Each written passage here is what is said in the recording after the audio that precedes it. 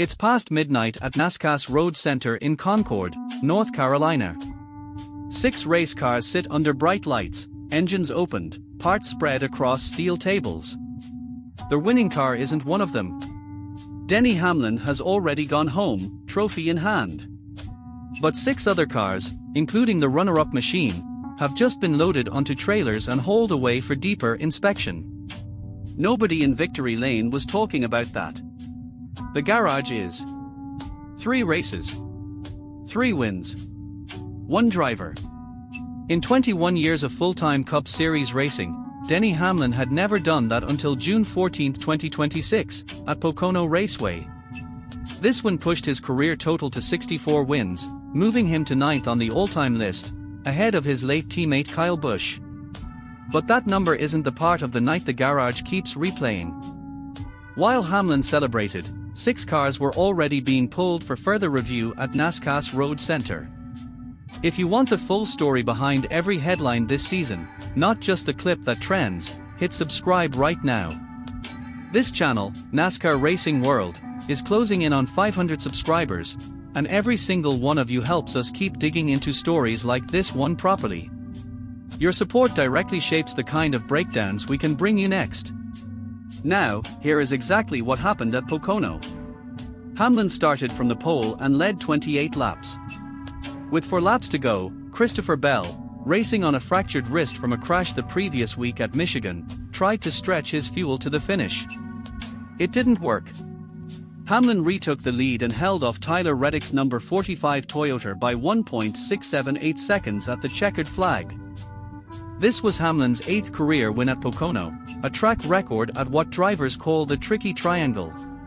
It was also his 4th win of 2026, and his 3rd straight victory after Nashville and Michigan, a streak last matched by Darrell Waltrip in 1981, and before him, Bobby Allison in 1971 and Richard Petty in 1966 and 1967. 3 Hall of Famers. That is the company Hamlin just joined. Reddick, who entered the race with a commanding points lead, spoke plainly afterward. Tyler Reddick via front stretch just goes to show that winning is a huge deal. Reddick also told reporters directly after the race, "It's a bummer. We definitely lost time in a couple spots there.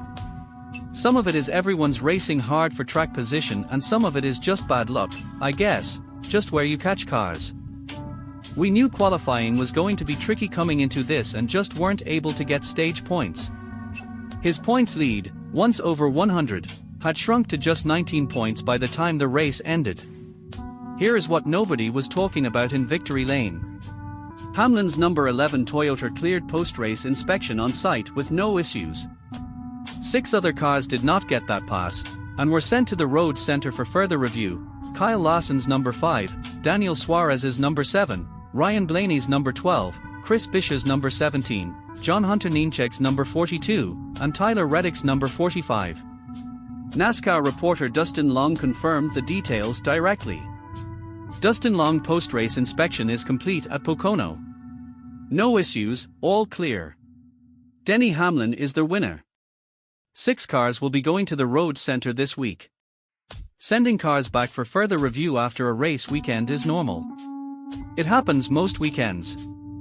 But the optics of the winning car clearing instantly, while 6 cars across 3 manufacturers get pulled aside, is the kind of detail that keeps a garage talking long after the trophy is handed out. Now zoom out from a single race weekend. Toyota has won 10 of the first 16 points races in 2026. Joe Gibbs Racing alone accounts for 5 of those wins. Hamlin and Reddick combined have won 9 of the first 16 races, plus the non-points All-Star race. Nobody in the garage is calling it cheating. But there is a quieter question circulating in the paddock: why does one manufacturer, and one team inside it, keep separating itself from the field race after race? And here is where it gets sharper. Tyler Reddick, the driver Hamlin held off by 1.678 seconds, drives for 23XI Racing, a team co-owned by Denny Hamlin alongside Michael Jordan. Joe Gibbs Racing and 23XI Racing operate under a recognized technical alliance, which is a standard structure used by several manufacturer groups in the sport. But strip away the technical language, and look at what actually happened at Pocono. The two fastest cars on track both trace back to the same driver, one as employee, one as part owner. While that conversation builds in the garage, something worse happened on track. On lap 47, Josh Berry hit the wall in a multi-car wreck that collected Shane Van Gisbergen, Bubba Wallace, and Noah Gragson. Caught in that same incident were two former Cup champions with a shrinking window to save their seasons, Joey Logano and Brad Keselowski. Logano entered the race 3 points inside the playoff cut line and left at 21 points outside. Keselowski entered 21 points above the cut line and left for points below it. Both men fell out of playoff position in a single afternoon, with only 8 races left before the field locks for the postseason. Logano's frustration in the moment wasn't about inspection or rivals. It was about getting off the track. Stranded on 4 flat tires, he was caught on his in-car radio saying, "Put the truck to the thing. I can't drive it. I need a tow truck," followed by, "Yeah, that's what I've been asking for." Afterward, he explained plainly, "It's rough. Your head's bouncing around in there. I saw at least 25 trucks. If we can put 4 tires on one with a jack and an impact, that can change the tires and let us come back, instead of dragging the car 2 miles around the racetrack." Neither Logano nor Keselowski publicly connected the wreck, or their playoff collapse, to the Toyota dominance conversation building around them. That restraint says something on its own. Two champions, in a season where every point matters, chose their words very carefully. Keselowski did place blame on Bubba Wallace for the contact that started the chain reaction. Wallace's own spotter, Freddie Kraft, pushed back publicly on that claim after the race. Wallace himself dropped to 13th in points with 394, and has not connected Pocono, or the inspection list, to Toyota's season-long run. For a driver usually willing to speak his mind about controversy in the garage, that silence stands out. Hamlin, for his part, did not dodge the question about whether this is the best form of his career. He said, "I would certainly say it's the best we've been.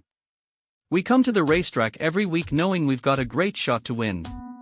The team's doing an amazing job giving me exactly what I need in the car every single week. That's why we're winning." He also brought up a 4-year-old grudge, at this exact track. In 2022, NASCAR stripped Hamlin of a Pocono win after his car failed post-race inspection. That means Sunday's victory was technically his 9th win at Pocono, not his 8th. Hamlin said, "They aren't getting that checkered flag back."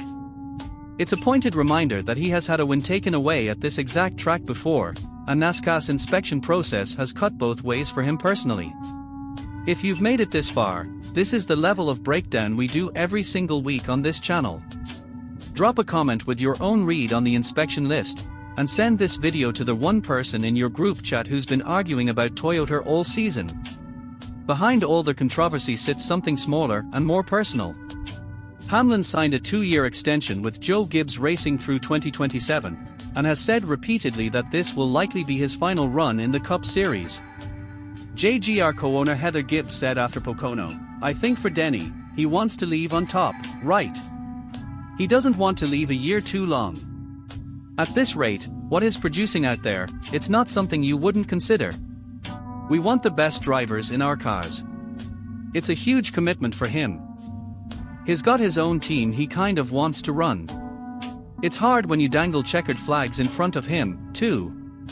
Hamlin is 45 years old, the oldest full-time driver in the Cup Series field, still chasing the one thing missing from his resume, a championship. Here is where things stand heading into the back half of the season. Reddick leads with 704 points. Hamlin trails by 19 points with 685. Blaney holds third. Below them, the playoff bubble is razor thin, with Shane Van Gisbergen, Brad Keselowski, and others separated by single digits. Christopher Bell is still racing through a fractured wrist, adding real physical risk on top of the points pressure he's already carrying. Officially, NASCAR has opened no investigation. There are no penalties. The 6 cars sent to the road center are described as routine, part of a process that runs most weekends, win or lose, whoever finishes on top. But the results haven't come back yet. If that review turns up something concrete, this stops being garage chatter and becomes the story of the season. If every car comes back clean, the conversation shifts completely, from whether this is fair to whether anyone can actually outdrive Joe Gibbs Racing and 23XI Racing over the next 8 races. Either way, the answer lands in the middle of a playoff race already on a knife's edge. 8 races left. 16 spots. Everything on the line. If you enjoy real NASCAR breakdowns like this, you'll like what's coming next. Subscribe now so you don't miss the moment those results go public, and drop a comment telling me where you land on this one, fair dominance, or something the garage should be watching a lot more closely. Comment, like, and share this video with a fellow race fan who needs to see it.